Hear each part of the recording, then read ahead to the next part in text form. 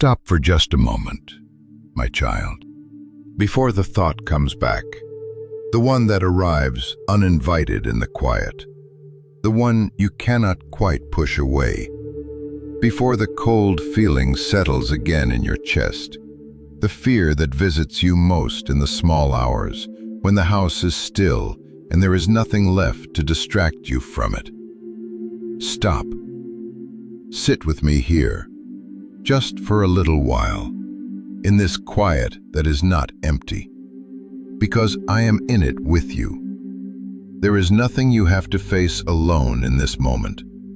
It is only you and me now, and I, who hold both life and what comes after life in my hands, have something I have been waiting to say to you. You did not come to these words by accident.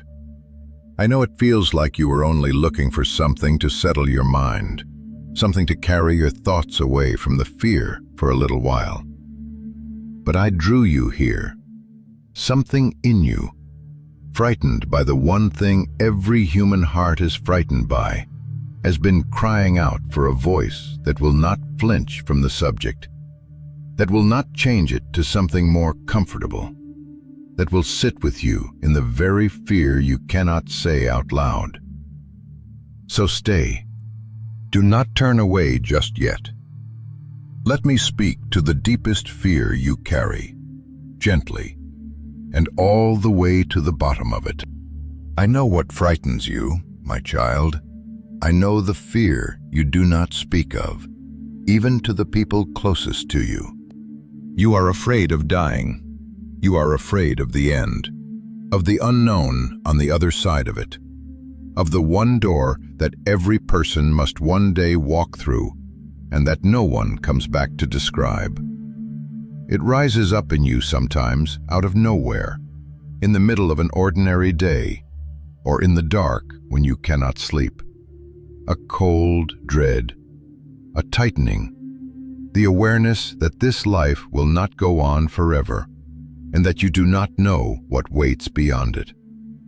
And it is the loneliest fear of all, because it is the one we are not supposed to talk about. We fill our days with noise to keep it at bay. And so you carry it in silence, this great fear, and you have had no one to bring it to. But you can bring it to me. There is no fear too large, and no question too frightening to lay before me tonight. I know you are afraid of the unknown of it. That is so deeply human, my child. You have spent your whole life able to see what is ahead, to plan, to prepare, to know more or less what the next day holds. And death is the one thing you cannot see past, the one experience you cannot rehearse or research or get a glimpse of in advance. The not knowing is its own particular terror, the dark veil you cannot see through, the question of what it will be like, whether it will hurt, what happens in the moment and after the moment. I understand that fear of the dark unknown, and I have not brought you here to scold you for it. I have brought you here to lift the veil a little, and to show you that what is on the other side is not what your fear has painted. And I know you are afraid of facing it alone. Perhaps that is the sharpest part of it. The thought that when the time comes, you will go into that passage by yourself, that no one can come with you, that the people who love you will have to let go of your hand at the threshold. The loneliness of that imagined moment frightens you more than almost anything. So let me say this much right now, before anything else, and let it begin to loosen the cold grip on your chest. You will not face it alone. I will say more, but hold on to that first. You will not be alone. And I know there is grief mixed into the fear, the sorrow of leaving, It is not only your own end you fear, it is the thought of being parted from the ones you love, of leaving them behind, of not being here for them, of the empty chair you would leave at the table. For some of you, the fear has been stirred up by watching someone you love walk through that door, by sitting beside a bed and seeing death up close. And now it haunts you. Whatever has stirred it, I see that your fear is woven through with love and with grief, and I hold all of it tenderly. And I know how the awareness has been pressing in on you more and more. There was a time when you were young, when death seemed a rumor, something that happened to other people, far off and unreal. But the years have changed that. You have stood at more funerals now. The friends of your youth have begun to go on ahead, one and then another.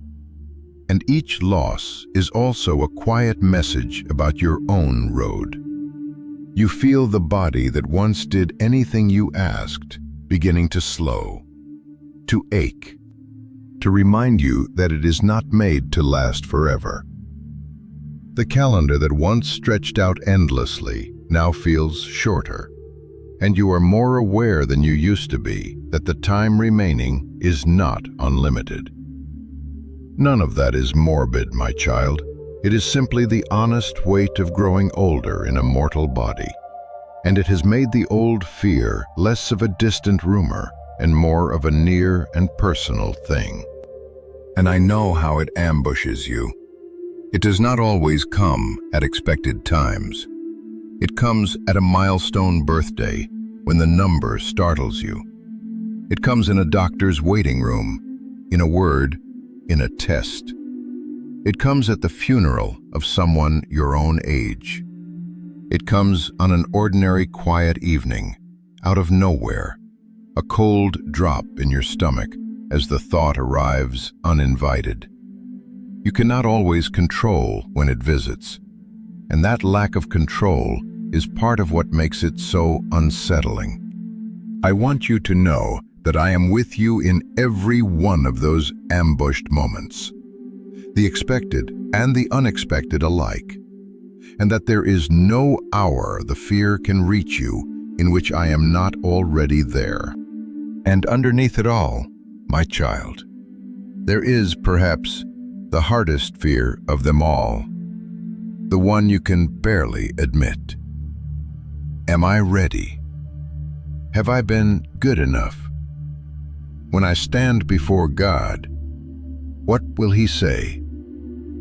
You lie awake and you tally up your life, the failures, the regrets, the things you did and the things you left undone.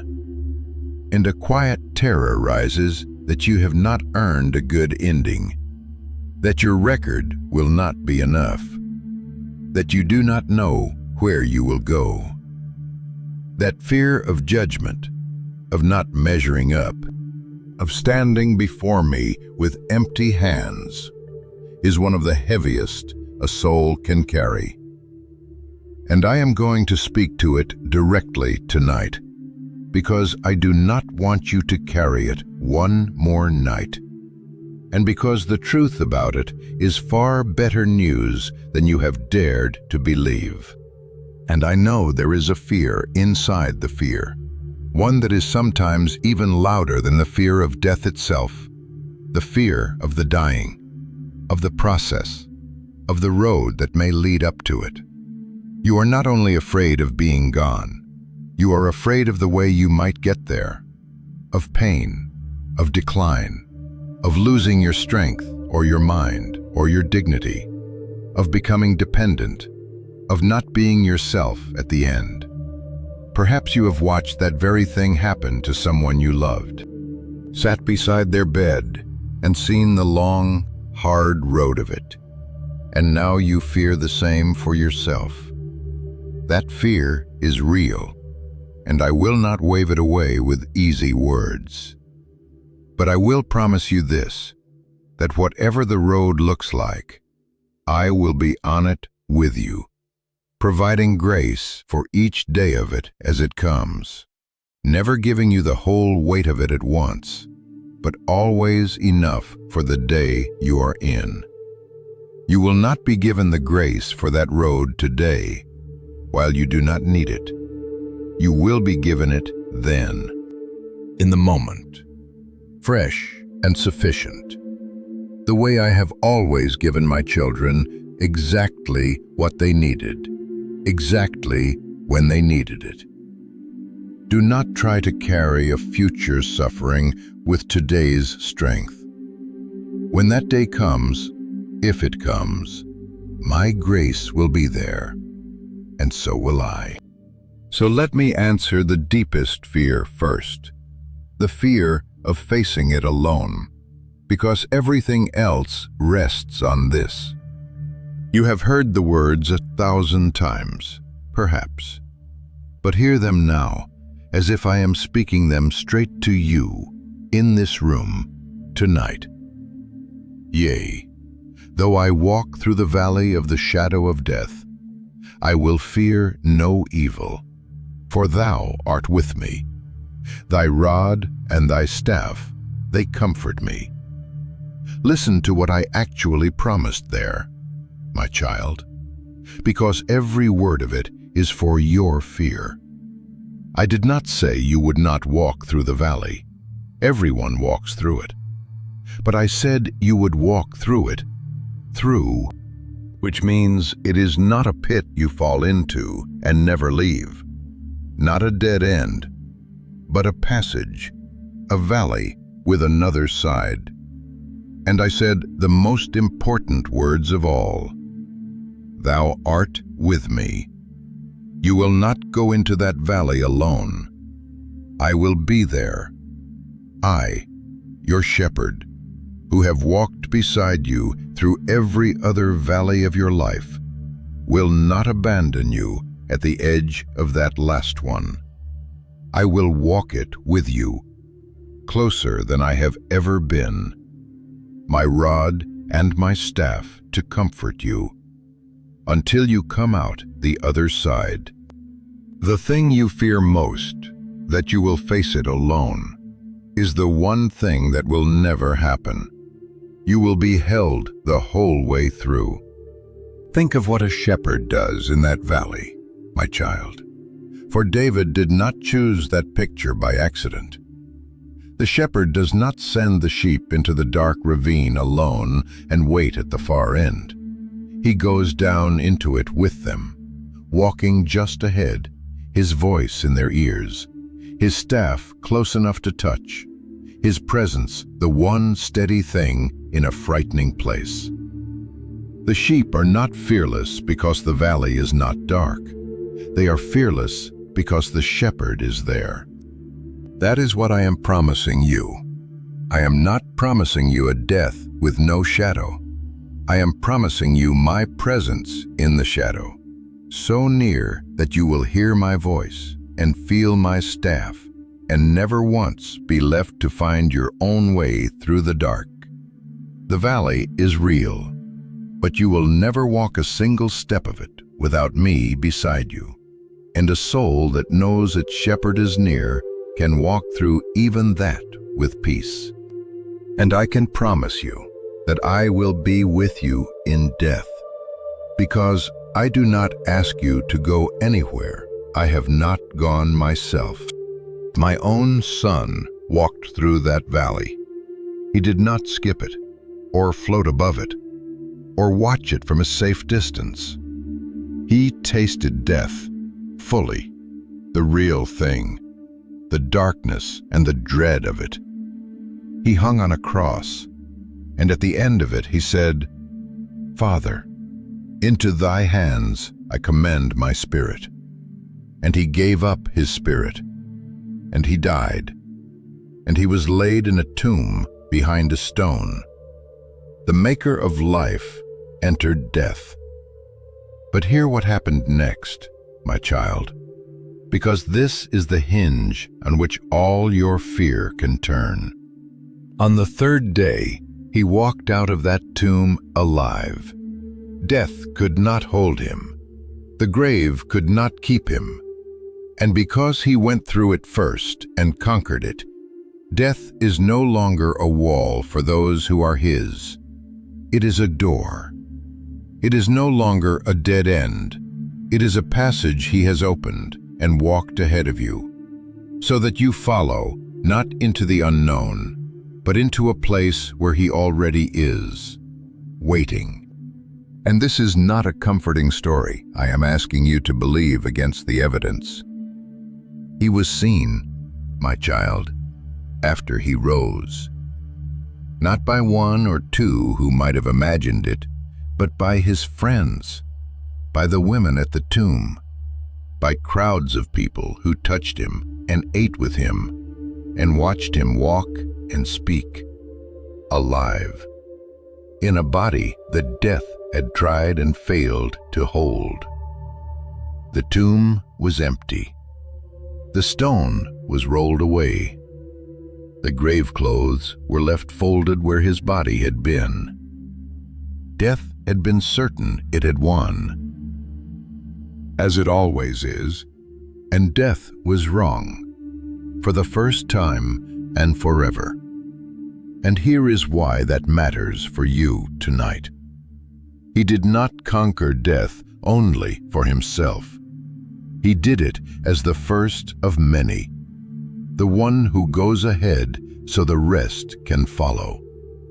Because he lives, my word promises, those who are his shall live also.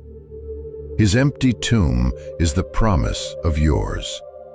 The victory he won in his own body is the victory he holds out to you, so that when you face the grave, you face an enemy that has already been beaten by the one who walks you toward it. And he said it himself, with his own mouth, to a grieving woman standing at the tomb of her brother. He said, I am the resurrection and the life. He that believeth in me, though he were dead, yet shall he live. And whosoever liveth and believeth in me shall never die. Read those words slowly, for they were spoken for this exact fear. Though he were dead, yet shall he live. Death is not the end of you. For the one who belongs to me, the body may die, but the person, the real and eternal you, shall live and shall never truly die at all. The thing you have feared as the end is not the end. It is a beginning you cannot yet imagine. If these words are reaching the frightened place in you tonight, my child, do not let them slip away when the fear comes creeping back.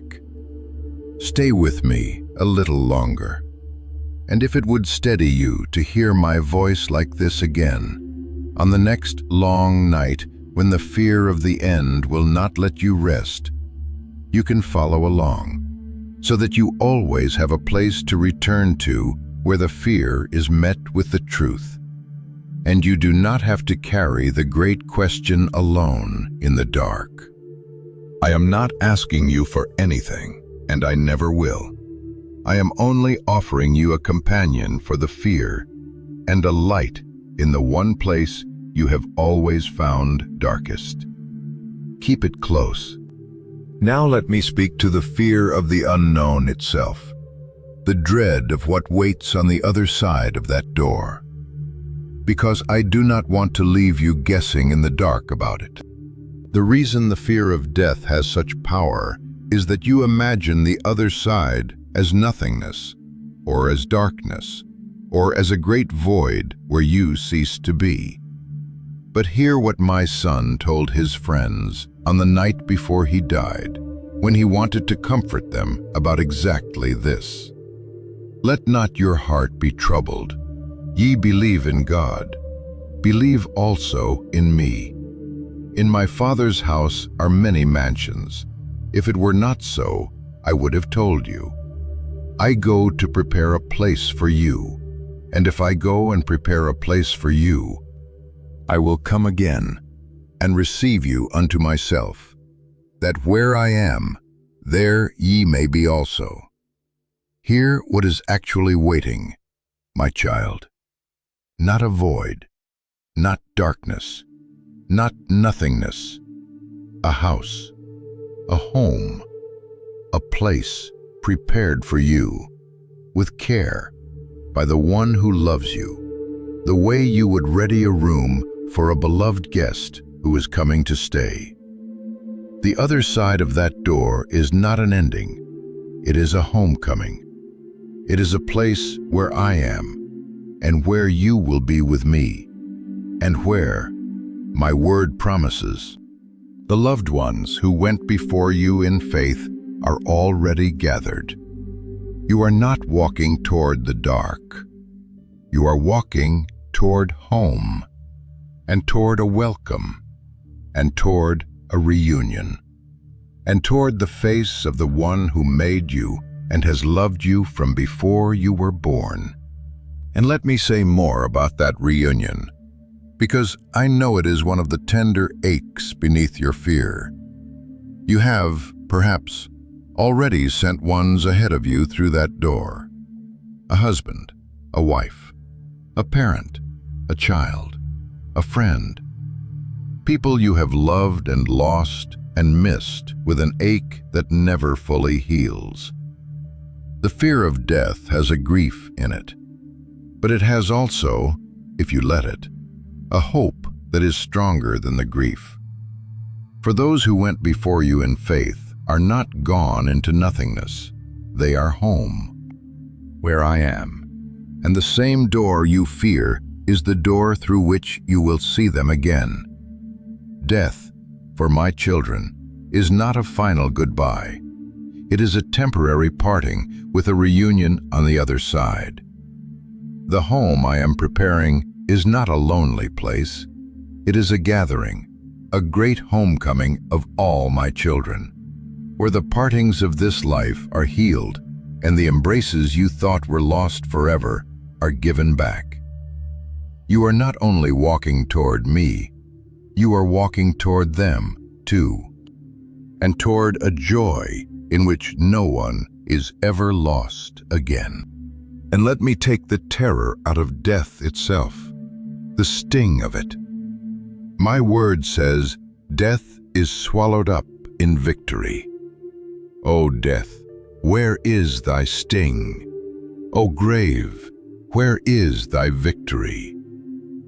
Do you hear the tone of that? It is not fear, it is almost taunting, the voice of a victory already won. Death once had a sting, a real and deadly one. But at the cross, that sting was drawn out, the way the stinger is pulled from a bee so that it can still buzz and frighten, but it can no longer truly harm you. Death can still cast a shadow. It can still make you afraid in the night. But for the one who is mine, it has lost its power to finally destroy you. It is a defeated enemy, and my word tells you how that victory becomes yours. Thanks be to God, which giveth us the victory through our Lord Jesus Christ. You do not have to win it.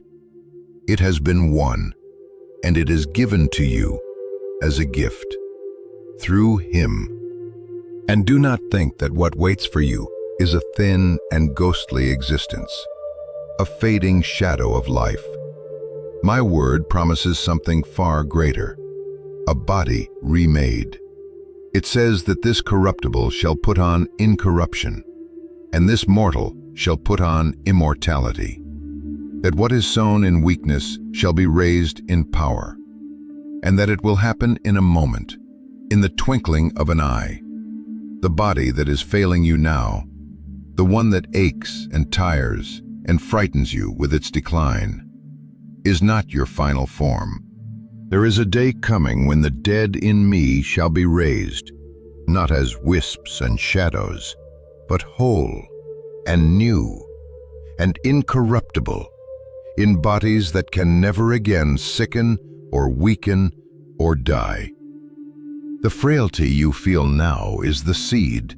The glory that is coming is the harvest. So when you look at your aging, failing body and feel the fear rise, remember that you are looking at the seed and not the flower. What is planted in weakness will be raised in a strength you cannot yet imagine. And that, too, is part of the victory that is yours through my Son. Now let me speak to the heaviest fear of all, the one about whether you are ready, whether you are good enough, whether you have earned a good ending. And I want to set you free from it completely tonight, because it is built on a misunderstanding of how this works, and the truth is far kinder than you have feared. Let me tell you about a man who died beside my son. He was a criminal, justly condemned, hanging on a cross next to Jesus for crimes he had truly committed. He had no good record to present. He had no time left to fix his life, to make amends, to do a single good deed. He was hours from death with a wasted, guilty life behind him and nothing in his hands. And in those last hours, he simply turned his head toward my son and said 7 small words. Lord, remember me when thou comest into thy kingdom. That was all. No list of accomplishments, no bargain, no claim that he deserved anything. Just a turning and a trusting and a plea to be remembered. And do you know what my son said to him? Verily I say unto thee, today shalt thou be with me in paradise. Today, with me in paradise. A condemned criminal, on the strength of one trusting turn in his final hour, was promised paradise that very day. Hear what that means for your fear, my child, because it changes everything. You do not get into my house by being good enough. No one ever has, and no one ever could, because no one's record is spotless. And if it came down to earning it, every last one of you would fall short, the best of you along with the rest. That is not the bad news you fear. It is the doorway to the best news there is. You come in not by your goodness, but by my grace. Not by your record, but by simple trust.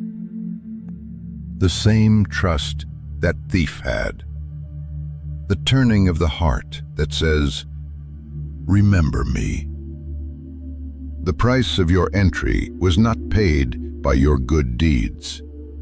It was paid in full by my Son on that same cross for you.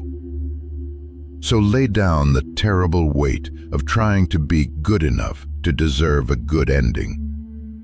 You were never going to be good enough, and you do not have to be. You only have to turn and trust and be received the way that dying thief was received, into open arms that were never waiting to judge you, but only ever waiting to welcome you home. And notice the timing of it, because that, too, is for your comfort. My son did not say to the thief, in some distant age, after a long sleep, perhaps you will be with me. He said, today, today shalt thou be with me in paradise. There was no waiting room of dread, no long, uncertain night for that man to endure. The moment he passed through the door, he was with my son in paradise, that very day. I tell you this so that the fear of some long darkness, some lonely in-between, can be laid to rest. For the one who is mine, to be absent from the body is to be present with me. The passage is not a long wandering in the dark. It is, for my children, a stepping from this life straight into my presence, as quick and as sure as that thief's own passage was. He closed his eyes on a cross in agony and opened them in paradise beside his Lord. That is the kind of God I am, and that is the kind of welcome I give. And so, while you are still here, while you still have days and breath and time, here is how I would have you live in the face of this fear, because I do not only want to comfort you tonight, I want to give you back the life that the fear has been quietly stealing. First, bring the fear into the light, and stop carrying it alone. The fear of death does its worst work in secret, in the silent hours when you tell no one. So tell someone, tell me, plainly, in prayer, naming the fear without dressing it up. And tell a trusted person too, a pastor, a friend, someone who loves you. Because a fear spoken aloud among people who care is a fear that begins to lose its grip. You were never meant to face the great question alone in the dark, and you do not have to. Second, anchor your assurance where it actually rests, in my grace and not in your record. When the fear of not being good enough rises up, do not go back to counting your failures. Go back to the thief on the cross. Go back to the one who paid the price. Your readiness was never going to be your own goodness. It is my grace, received by trust. And that grace is steadier than any feeling, surer than any record, and it does not waver on your worst days. Rest your assurance there, and let it hold you when your feelings cannot.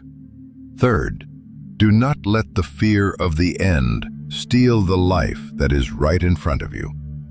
This is so important, my child. The answer to the fear of death is not to stop living. It is to live the days you have been given fully and gratefully and well. Love the people in your life out loud while you have them. Savor the ordinary gifts, the morning light, the warm meal, the familiar voice, the small beauties you have rushed past for years. Make the most of the time, not in fear, but in fullness. A life lived in dread of its ending is a life half-lived, but a life held gently in the knowledge that I am with you now and waiting for you then is a life set free to be truly lived. Do not let the shadow of the end darken the gift of the days you still have.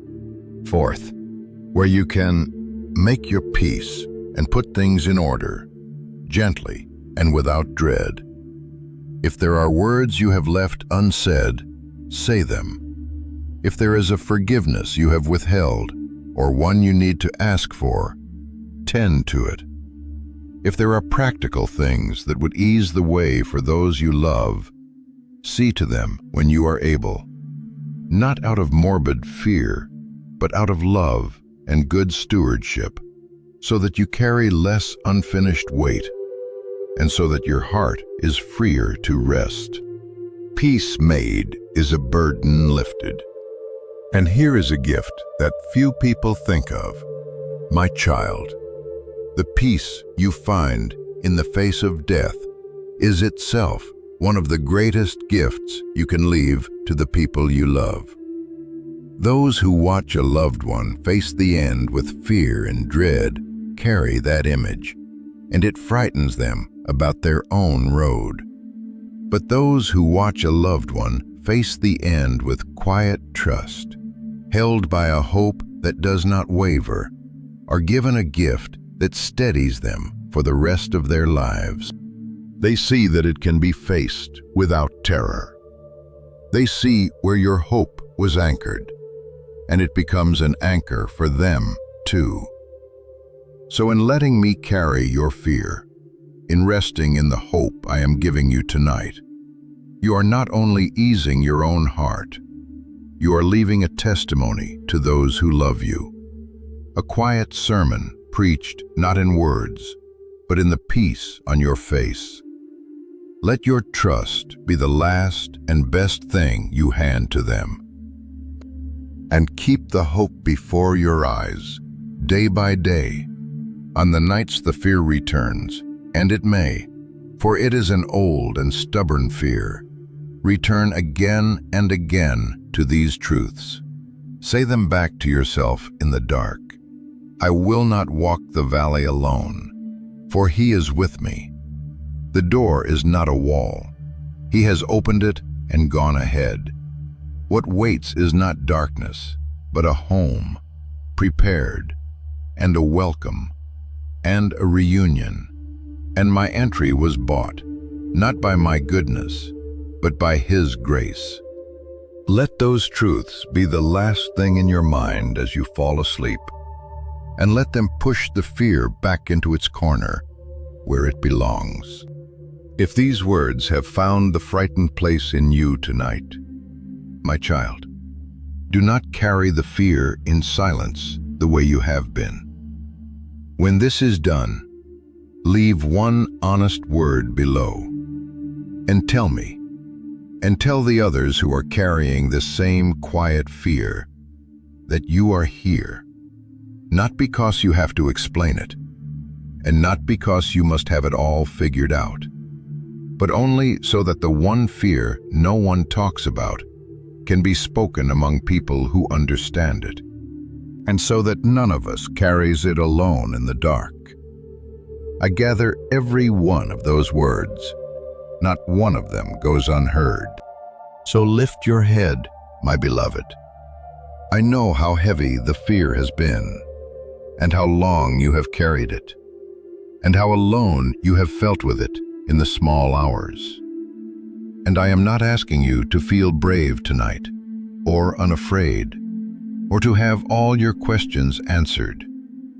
I am only asking you to lay the fear down, just for tonight, into the hands of the one who has already walked through death and come out the other side, and who has promised to walk you through it too, and to receive you at the end into a home he has prepared with his own hands. You will not face it alone. I will be with you in the valley, every step. You are not walking toward darkness. You are walking toward a home and a welcome and a reunion. You do not have to be good enough.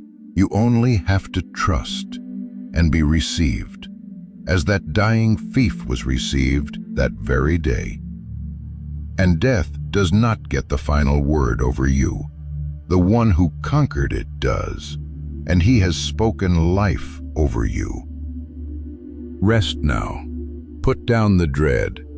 Put down the unanswerable questions and the counting of your failures and the cold weight of the great fear, and let it be enough, just for tonight, that the one who made you holds both this life and the next, and has gone ahead of you into the dark to turn it into light, and loves you far too much to lose you.